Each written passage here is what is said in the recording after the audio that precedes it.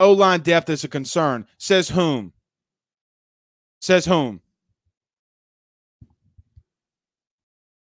I see a lot of takes on this. Tell me why.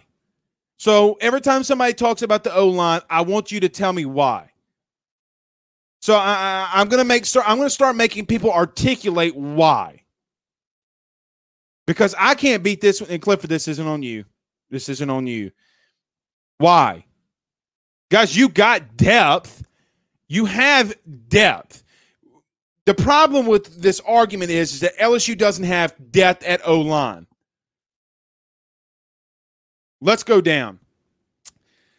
I guess we can start from Cam Wire. Start from left tackle and go. Cam Wire, Ed Ingram.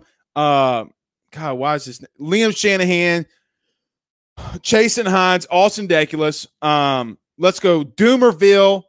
Let's go Doomerville. Let's go Thomas Perry. Let's go Charles Turner. Let's go Anthony Bradford, right tackle. Let's go Xavier Hill.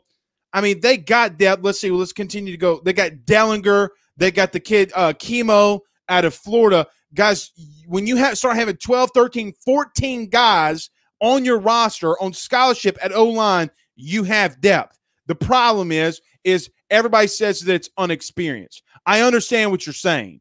I get what you're saying.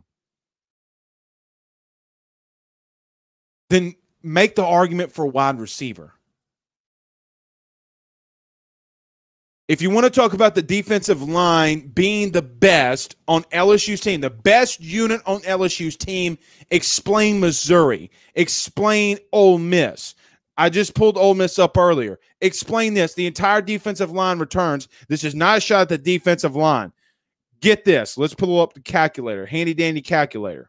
Calculator. All right.